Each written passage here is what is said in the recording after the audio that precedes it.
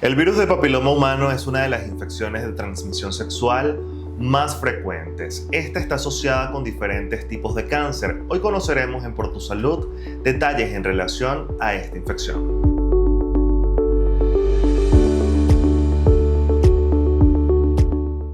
Por Tu Salud llegó a ustedes gracias a Agua Los Alpes. Hidrátate con entusiasmo. Amigos de Por Tu Salud, bienvenidos a otra edición. Soy José Francisco Carvajal y pongo desde ya a su disposición nuestras redes sociales, @PublinSite, @PublinMagazine y mis redes personales, @CarvajalJosé_. Tal como lo mencionaba, hoy hablaremos sobre VPH, virus de papiloma humano, un virus que puede afectar a muchas personas y vamos a conocer precisamente cómo se contrae, en qué consiste el diagnóstico y también el tratamiento. Para ello estaremos hablando con la doctora Carolyn Ramos, ella es ginecólogo. Gracias por recibirnos, doctora. Gracias a ti por la invitación para hablar de este tema tan importante hoy en día en la salud tanto de la mujer como del hombre. El virus del papiloma humano. Es así, este virus pueden presentarlo tanto las mujeres como los hombres y por eso es tan importante conocer, en primer lugar, a qué nos referimos cuando hablamos de VPH y también saber un poco cómo es el comportamiento de este virus. Bueno, mira, primero que nada tienen que saber que el virus del papiloma humano es una enfermedad viral, es un virus que produce enfermedad y la manera más frecuente es por transmisión sexual. ¿Por qué es tan importante hoy en día? Porque el único cáncer que es prevenible es el cáncer que es producido por este virus. ¿Por qué? Porque si tú acudes a tu consulta ginecológica, las mujeres, o acudes a tu consulta urológica cuando eres varón y puedes hacer un diagnóstico precoz de las lesiones que puede producir este virus, puedes evitar que progrese a una enfermedad maligna, que en ambos casos, tanto en el hombre como en la mujer, son enfermedades malignas mortales, muy graves, por el avance que puede tener la enfermedad. Entonces, si partimos de lo que tú comentaste, realmente está descrito que más del 80% de la población sexualmente activa está contagiada con el virus del papiloma humano. Estamos hablando que la transmisión es por vía sexual y estamos hablando que podemos prevenir. Entonces aquí la importancia de que debes acudir a consulta y sobre todo educarte a lo que se refiere toda esta patología. Usted menciona algo muy importante y es precisamente el cómo se contrae este virus. Muchas personas, sabemos perfectamente que a través de las relaciones sexuales pues tiene mayor incidencia de contagio. Sin embargo, también es importante mencionar que se ha creído durante mucho tiempo que el contacto directo con algún objeto que ha estado expuesto, ¿no? O en contacto con una de estas lesiones pudiese ser también un canal o una vía para que una persona que no esté infectada se llegue a infectar. Es decir, por ejemplo, una persona que tiene VPH, en el baño, se sienta en una poceta y luego viene alguien sano, se puede contagiar. ¿Esto realmente es así? ¿Qué otro tipo de vías pueden servir para que una persona contraiga el VPH? Sí, mira, eso es completamente falso. Okay. La vía de transmisión del virus del papiloma humano es vía sexual. La transmisión sexual es la principal manera conocida para la transmisión. Hay casos, aunque no tanta frecuencia como ocurre con la transmisión sexual, que se habla por la vía materna, por el vía del parto, que puede haber una transmisión del virus y puede alojarse a nivel de la laringe del bebé y producir verrugas y puede llevar también a otro tipo de patología. Pero lo que tú estás comentando, definitivamente eso no es verdad. Lo que pasa es que, fíjate, yo te voy a contar la historia de eso. El virus del papiloma humano está el de bajo riesgo y el de alto riesgo para la transmisión sexual. El de bajo riesgo produce verrugas, pero también existe un virus que produce papilomas o verrugas que los produce en las manos, es lo que la gente conoce como cadillos. Esos son los que sí se pueden transmitir por contacto, que la persona tenga algo en la mano y puede haber una lesión o algo, o sea, una herida y puede haber una contaminación. Ese tipo de virus, pero ese no tiene nada que ver con lo que estamos hablando hoy. Yo creo que de allí es que viene esa creencia de de pensar que si te tocas algo te sientas, pero no. El virus del papiloma humano, que es capaz de producir enfermedad en la mujer, que puede llevar a cáncer de cuello uterino, únicamente es por vía de transmisión sexual y, como dije anteriormente, en algunos casos se ha visto que puede haber un contacto vertical, es decir, de la madre al bebé en el momento del nacimiento. Es importante también destacar, bueno, lo que usted menciona, hay virus del papiloma humano, hay diferentes tipos. ¿Cómo se explica, digamos, a través de la ciencia, ¿no? Bueno, lo que vendría siendo la diferenciación de cada uno de estos tipos de VPH. Usted nos habla de alto y bajo riesgo. ¿A qué nos referimos con esto? ¿Cuáles son esos altos riesgos? Y también saber si, por lo menos en el caso de esos que tienen un riesgo bajo, si es necesario que también sean evaluados por algún especialista y que reciban un tratamiento oportuno para dar solución a esto. Bueno, hasta ahora, imagínate, se han descubierto por lo menos más de 200 tipos de VPH. Ellos los catalogan de bajo riesgo, es decir, bajo riesgo de producir cáncer, porque tienen mayor tendencia a producir verrugas. Todo tiene que ser tratado. Ciertamente erradicar el virus muchas veces no lo logras, pero sí se erradica completamente la lesión que puede producir el virus. Es decir, este puede permanecer latente, la persona con su sistema inmunológico lo mantiene de tal manera de que no produzca enfermedad, pero todos tienen que ser tratados, evaluados. Si hay una verruga, hay que hacer una extirpación de la verruga. Y la otra parte, que es el más grave, el más importante a diagnosticar, que son los virus de papiloma humano de alto riesgo para producir cáncer. ¿Y a qué se debe la diferencia? Que este tipo de virus tiene una capacidad de replicar más rápido, de una manera más agresiva, de invadir de una manera más rápida y, sobre todo, cuando tú tienes una mutación acelerada, eso quiere decir es que cuando pasas de tener un crecimiento celular benigno a un cambio tal que empieza a malignizar y puede producir una extensión tal que, bueno, llevará a lo que conocemos como el cáncer de cuello uterino. Usted nos habla de que, bueno, el VPH tiene diferentes formas, ¿no?, de transmitirse a través del acto sexual, ¿no? Habla de el sexo oral dentro de ese acto sexual que pudiese servir como una exposición, ¿no?, para que nosotros, claro, de alguna forma nos podamos contagiar de este virus. Sin embargo, bueno, creo que el uso del preservativo puede ser una pieza fundamental para lo que es la prevención de este tipo de virus. ¿Qué otro tipo de métodos de barrera podemos utilizar? ¿De qué otra manera nosotros podemos protegernos en un acto sexual que puede ser casual? Porque, por ejemplo, cuando uno, digamos, está en ese éxtasis, en ese momento, no piensa tanto en las consecuencias que pueden verse más adelante si uno se expone a este o a otro virus. Sí, mira, el virus del papiloma humano puede producir cáncer de laringe, cáncer de ano, cáncer de pene, cáncer de vagina, ¿ok? Entonces, el método más eficaz para protegerse es el método de barrera, o sea, utilizar un preservativo que permite que no haya una contaminación como tal. Se dice también que a pesar de utilizar preservativo, puedas tener cierto contagio en las zonas que no están protegidas por el preservativo.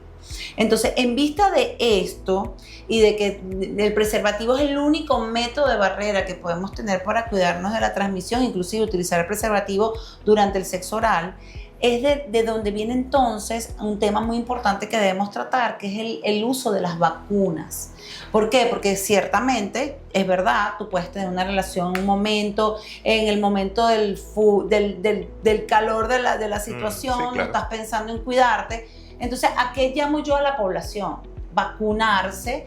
De hecho, los planes de trabajo a nivel de sanitario es por lo menos tratar de tener el 90% de la población vacunada, porque eso también nos va a permitir tener seguridad de que tanto, inclusive yo estoy vacunada y la persona no lo está, yo con mi vacuna estoy protegiendo a la otra persona también. Entonces hay una extensión de la capacidad de prevenir la enfermedad gracias a la colocación de la vacuna.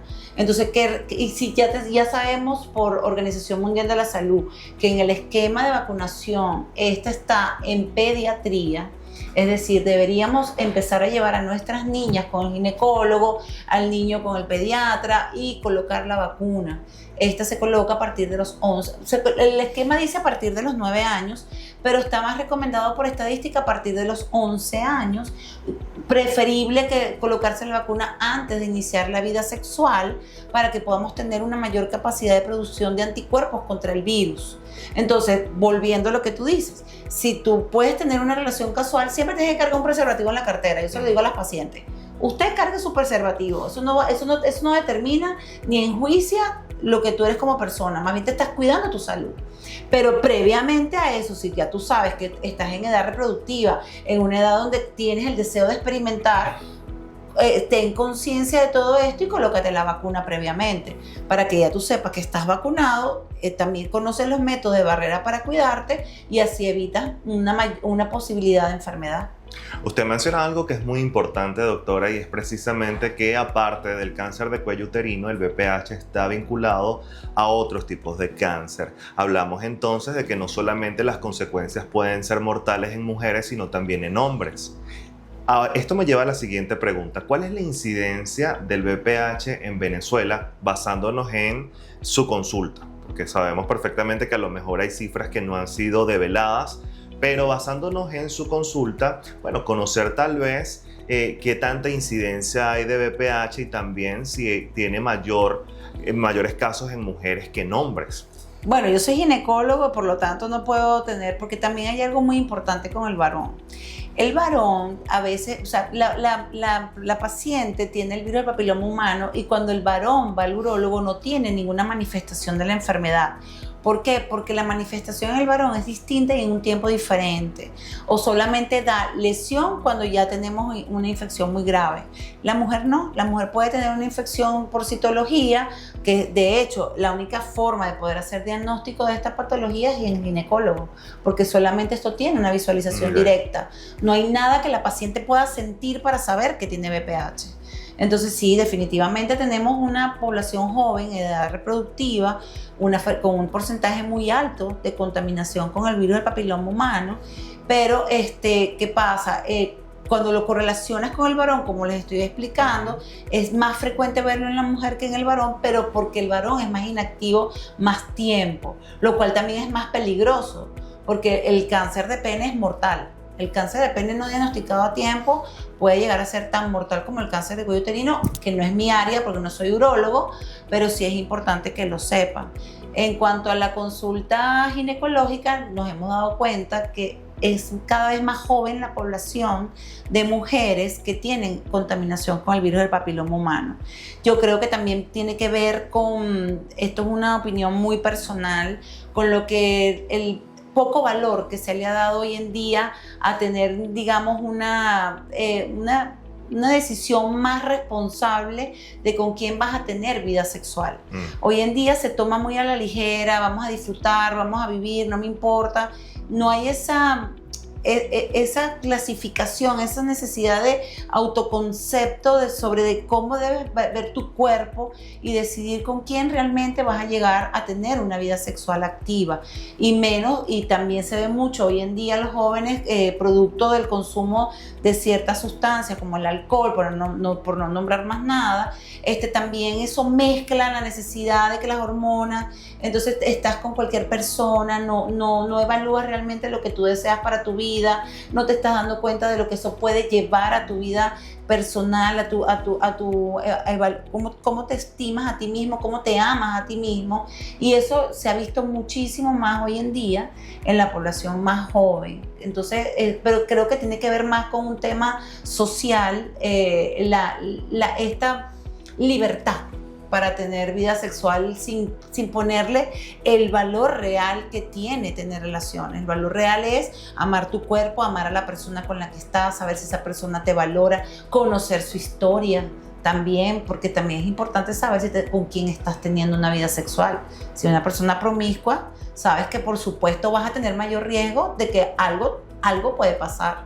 Sí, además que yo diría que también se suma a eso, bueno, diferentes factores como las redes sociales que también influyen en que a lo mejor el físico sea un factor a tomar en consideración y que uno llegue a obviar de cierta manera en las consecuencias que puede esconder esa persona que puede lucir muy bella por fuera, pero que a lo mejor es portador o portadora de algún tipo de virus. Y por supuesto también lo que vemos en redes y por supuesto también en series, en televisión, donde la promiscuidad es cada vez más normalizada. Exacto. Y no se habla de las consecuencias. Exacto, o sea, y estamos hablando del virus del papiloma humano, pero también puede ser VIH. Exacto. Que va a llevar un SIDA, una hepatitis B. Cada día vemos con más frecuencia pacientes con herpes zóster. Entonces, es una cosa que yo, por lo menos en mis primeras etapas de ginecólogo, casi no veía. Y ahora hay muchísima gente con herpes zóster. Y todo esto viene efectivamente tal como tú lo estás diciendo, lo que estás viendo en las redes sociales, lo que ves en las series, en la televisión, o sea, poner como que le han quitado el valor, digamos, hasta del punto de vista espiritual y emocional a lo que significa acercarte a otro cuerpo para dejarlo solamente una libertad de simplemente es una satisfacción inmediata y sin medir las consecuencias que puede llevar después eso en tu salud. Es así, nosotros acá en Por Tu Salud vamos a hacer una pausa. Al regreso continuaremos hablando con la doctora Carolyn Ramos, médico ginecólogo, en relación al VPH y por supuesto también a todo lo que tiene que ver con la prevención. Ya sabemos entonces que la vacunación puede iniciar a los 11 años, pero ¿cada cuánto tiempo deben inyectarse? Además, saber un poco en relación al acceso a la vacunación. Todo eso lo conoceremos al regreso de la pausa. Ya regresamos con más. Por Tu Salud llegó a ustedes gracias a Agua Los Alpes. Hidrátate con entusiasmo. Estamos de vuelta acá en Por Tu Salud, en esta oportunidad hablando sobre el virus de papiloma humano. Para ello continuamos con la doctora Carolyn Ramos, médico ginecólogo. Doctora, usted nos mencionaba en el bloque pasado que la vacunación contra este virus puede iniciar a los 11 años. Sin embargo, yo creo que también es importante mencionar cuántas dosis pueden ser necesarias para, bueno, prevenir este virus que, como hemos venido mencionando, puede generar efectos devastadores en la salud de mujeres y hombres, y también saber un poco cómo es el acceso a esta vacuna, porque muchas veces oímos de vacunación contra el VPH, pero no conocemos realmente cómo podemos acceder a ella, porque realmente en lo que tiene que ver con la salud pública, pues no hay un programa actual de vacunación, o por lo menos eso es lo que considero. Sí, mira, la vacunación está bien determinada, que el esquema comienza a partir de los 9 años. Lo que pasa es que yo hablé de lo que consideran los pediatras para colocarla, pero se coloca entre los 9 años hasta los 45 años. De preferencia, colocar la vacuna antes de iniciar la vida sexual, es decir, en la niñez. Es importantísimo que los pacientes inmunosuprimidos se vacunen, pacientes con enfermedades como VIH, artritis, lupus o alguna enfermedad autoinmune deben colocarse la vacuna porque no tienen anticuerpos, por lo tanto pudieran desarrollar más una enfermedad. Y el esquema ha sido variado, ha cambiado porque como es una vacuna costosa, ellos han tratado de hacer experiencias para saber qué cantidad de dosis debe necesitar la persona para poder asegurar que tenemos suficientes anticuerpos para protegernos, ¿no? De hecho, se ha determinado por estudios, porque esta vacuna tiene muchísimos años fuera del país, se ha visto que hasta 20 años hay inmunidad contra el virus del papiloma humano con el esquema de vacunación una sola vez. O sea, que te lo coloques en un periodo de tu vida, me refiero. Y el esquema más popularizado es colocar una dosis, y la primera dosis, y a los 6 meses colocar una segunda dosis. Si es un paciente por encima de 40 años o una mujer, yo se lo recomiendo hasta a las mujeres que se han divorciado y tienen un novio nuevo. Porque tú no sabes, o sea, tú no sabes exactamente qué puede estar pasando ahí. Entonces, si tú tienes más edad, ya has iniciado la vida sexual, se recomienda colocar una primera dosis, una segunda dosis al mes y una tercera dosis a los 6 meses. ¿Qué pasa con todo esto? El problema es la parte económica, porque no existe una campaña de vacunación a nivel público que permita asegurar estos esquemas a la población general. La única forma hoy en día, hasta donde yo conozco, es la vacunación en privado, o sea, en lo que es el servicio médico privado, y deben contactar directamente a su ginecólogo, pediatra o urólogo para la colocación de la vacuna. Existía antes, ya casi hoy no se utiliza, una vacuna contra 4 virus, que fue con la vacuna que se comenzó todo este proyecto a nivel mundial, que tenía 2 virus de bajo riesgo, los más frecuentes obviamente, y 2 virus de alto riesgo, los más frecuentes obviamente. Hoy en día, con todos los estudios que se han hecho, se ha visto que existe una mayor variedad de virus de alto riesgo para cáncer que se ven en la población general, y por eso se está utilizando una vacuna que es contra 9 virus. Los mismos 2 de bajo riesgo productor de verrugas, que son los más frecuentes, y 7 de alto riesgo para cáncer, que son los más frecuentes. Entonces, esa es la vacuna que se recomienda hoy en día, la que tiene una acción contra 9 tipos de virus del papiloma humano, para así asegurar que la paciente va a tener una mayor protección. Usted nos menciona que por lo menos en la parte pública no hay hasta ahora un programa de vacunación para asegurar la inmunidad de la población. ¿Cuáles considera usted, doctora, que pudiesen ser esos modelos, ¿no?, que han sido aplicados en otros países que nosotros pudiésemos emular para garantizar el bienestar y la salud de las personas, de manera que nosotros podamos prevenir, bueno, este virus que, como bien lo hemos mencionado, está relacionado a diferentes tipos de cáncer y que es, digamos, el principal causante del cáncer de cuello uterino? Sí, bueno, hace poco también hubo una campaña de vacunación a nivel público con la vacuna de 4 virus. Desconozco si todavía, porque es bastante costoso, la verdad. Desde el punto de vista económico no tengo palabras para decirte cómo podemos hacer para que el país pueda tener la vacuna para hacer una inmunización a nivel global. Pero sí existen campañas y sí existe un prototipo de trabajo que de hecho se aplica en el país como modelo principal. Tenemos, por ejemplo, en China se está utilizando. ¿Por qué? Porque la necesidad suprema, y entiéndanlo, es hacer un diagnóstico cuando todavía, a pesar de tener el virus del papiloma humano, no ha avanzado una enfermedad grave. Y eso también se los quiero dejar dicho en este momento. El hecho de que tú tengas una infección por el virus del papiloma humano no determina necesariamente que tienes una lesión maligna. Y esa es la necesidad de estos programas para educar. Tú tienes la oportunidad de ser diagnosticada en fases tan tempranas que permitan quitar la lesión y evitar que puedas continuar hacia una enfermedad más grave. Entonces, estos proyectos justamente se basan en eso, porque se desea tener el 90% de la población diagnosticada. Y la única forma de tener un diagnóstico preciso es en la consulta ginecológica, porque no hay otra manera. Es la visualización por el médico ginecólogo de que existe una lesión tan mínimamente grave que la puedas quitar a tiempo y evitar que progrese una enfermedad peor. 70% de las pacientes deben estar diagnosticadas. Ese también es el porcentaje de este programa, y esto es a base de biopsia, la colposcopia y todo lo que sea necesario realizar en el momento. Y lo más importante, 90% de la población vacunada sería, bueno, maravilloso, y nos ayudaría, créeme, a evitar ya enfermedades tan graves y tan mortales, porque además, otra cosa importante acá, la mujer que muere por cáncer de cuello uterino es una mujer muy joven.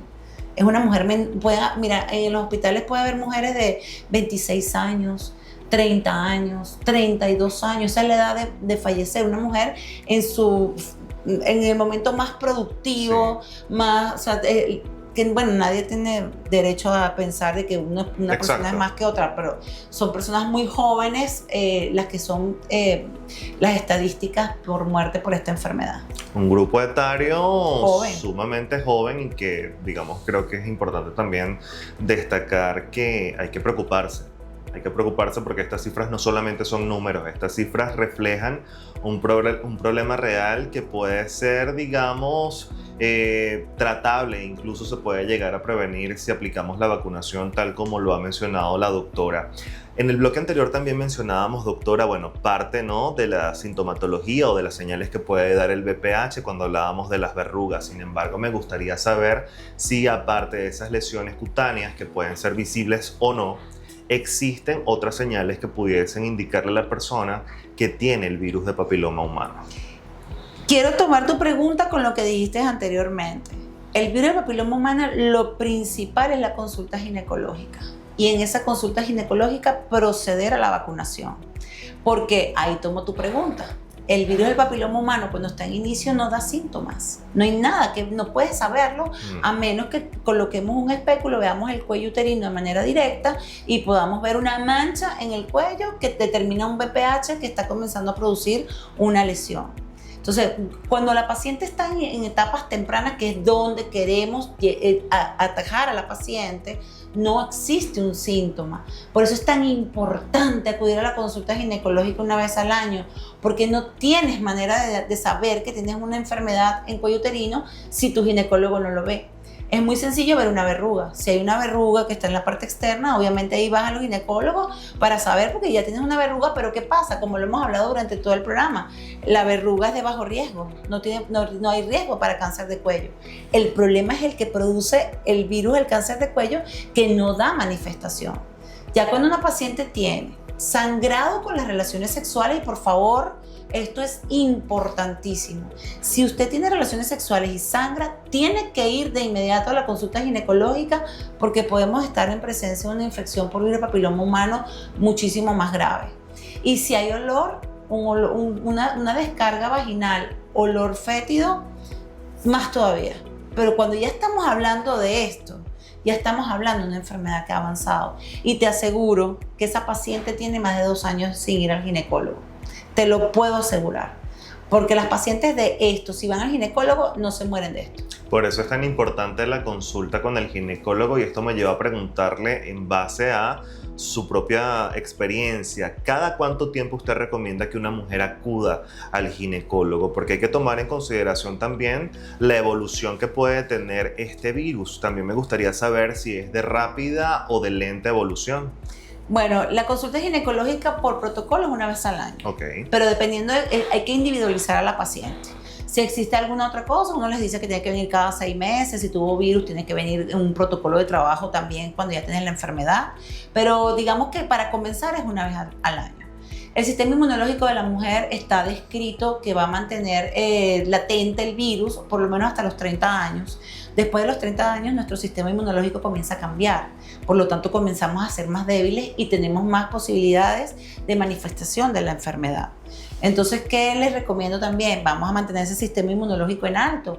Vamos a comer bien, hacer ejercicio, actitud positiva, buena vibra, buenas parejas, buenas relaciones, tratar de manejar el estrés que genera esta vida que estamos viviendo.